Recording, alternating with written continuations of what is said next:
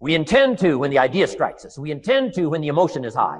But now if you don't translate that into action fairly soon, now the intent starts to diminish. And a month from now, it's cold. A year from now, can't be found. So act. Set up a discipline when the emotions are high and the idea is strong and clear and powerful. That's the time to set up the discipline. Somebody talks about good health and you're stirred. Say, right, I need to get a book on nutrition. Get the book before the idea passes and before the emotion gets cold. Go for the book. Start the library. Start the process. Fall on the floor. Do some push-ups. Action. Got to take action. Otherwise, the wisdom is wasted. Otherwise, the emotion soon passes. Unless you put it into a disciplined activity. Capture it. Disciplines is called how to capture the emotion and how to capture the wisdom and translate it into equity. Disciplines. Now, here's what's important about disciplines. All disciplines affect each other. In fact, here's a good philosophical phrase. Everything affects everything else. Nothing stands alone. Don't be naive in saying, well, this doesn't matter. I'm telling you, everything matters. There are some things that matter more than others, but there isn't anything that doesn't matter. We all pity the man who says, well, this is the only place I let down. Not true. Key to take home. Every letdown affects the rest of your performance. Every letdown affects the rest. This is part of the educational process on personal development. If you don't take the walk around the block, you probably won't do the apple a day. If you don't do the apple a day, you probably won't start building your library. If you don't build your library, you probably won't keep a journal, and you won't take pictures, and you won't do this, you won't do wise things with your money, won't do wise things with your time, won't do wise things with your possibilities and relationships, and the first thing you know, 6 years of that accumulated, and we say you have messed up.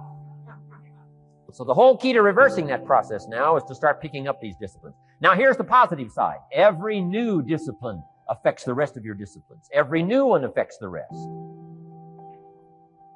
That's why action is so important. The least action, the smallest action.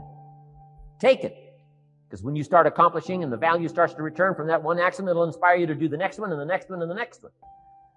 You start walking around the block, it'll inspire you to get an apple. Get an apple, it'll inspire you to get a book. Get a book, it'll inspire you to get a journal. Get a journal, it'll inspire you to grow, develop some skills. All disciplines affect each other. Every lack affects the rest. Every new affects the rest. The key is to diminish the lack and set up the new. And you've started a whole new life process. Key. Also, one more thought on discipline. Here's the greatest value of discipline. Self-worth. Self-esteem. People are teaching self-esteem these days, but they don't connect it to disciplines. The least lack of discipline, and it starts to erode our psyche. One of the greatest temptations is to just ease up a little bit, right?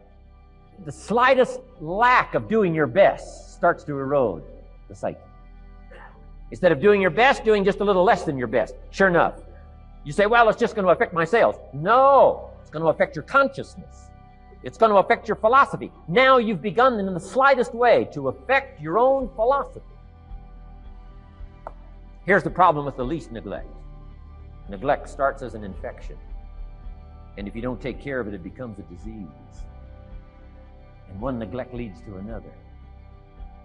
And the worst of all, when neglect starts, it diminishes our self-worth, our self-confidence, our self-value. All of us should be students of inevitability.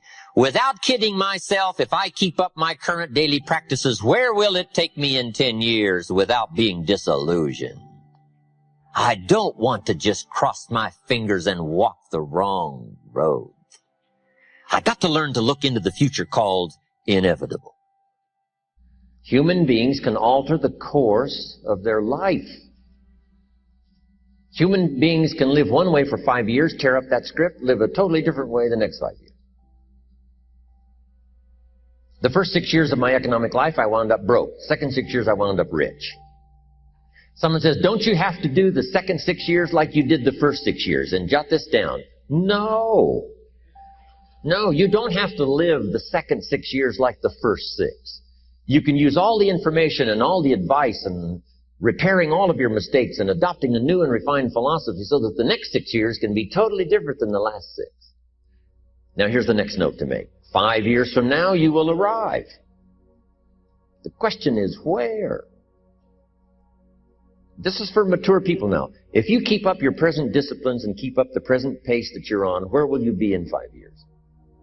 Boy, it's easy to say, hey, I haven't really thought about that.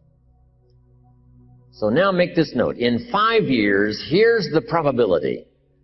You will either arrive at a well-designed destination or an undesigned destination. Well-designed or undesigned. And I promise you, 5 years from now, you really don't want to arrive at an undesigned destination. Because you may very well wind up wearing what you don't want to wear, driving what you don't want to drive, living where you don't want to live, maybe doing what you don't want to do.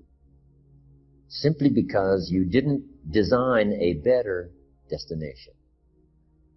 5 years from now, I wish for you to arrive at a well-designed place. A place of productivity. A place that'll make you feel good about yourself. A place that'll give you honor and respect.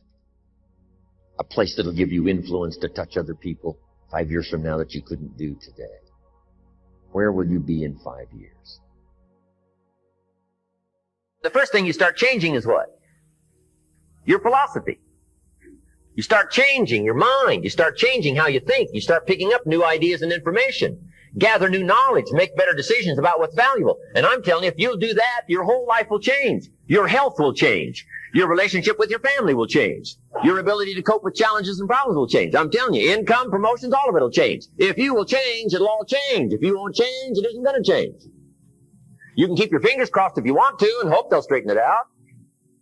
You can wish for the wind not to blow quite as severe, but I'm telling you, wishing for the wind to change in your favor, we call naive at best.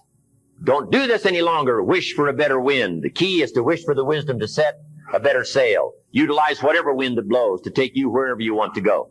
That is the philosophy I picked up at age 25, and it revolutionized my whole life. And here's what I found. I found it was easy. I got rich by the time I was 31, and it was easy. Now, here's my definition of easy. Got to jot this down. My definition of easy, meaning something I could do. I figure if it's something you can do, it's easy. Now, here's a parenthesis. Parenthesis. I worked hard at it. I found something I could do, which was easy, but I worked hard at it. I got up early and stayed up late, worked hard that 6 years. But what I did was easy, meaning it was something I could do. You say, well, Mr. Rohn, if it was so easy, how come everybody else around you during that 6 years, how come they didn't get rich? Here's why. It's easy not to. How else would you describe it? That's it. You say, no.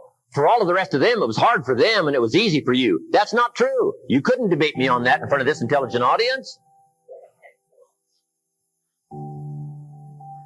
But here's the challenge. Let me give it to you in a philosophical phrase.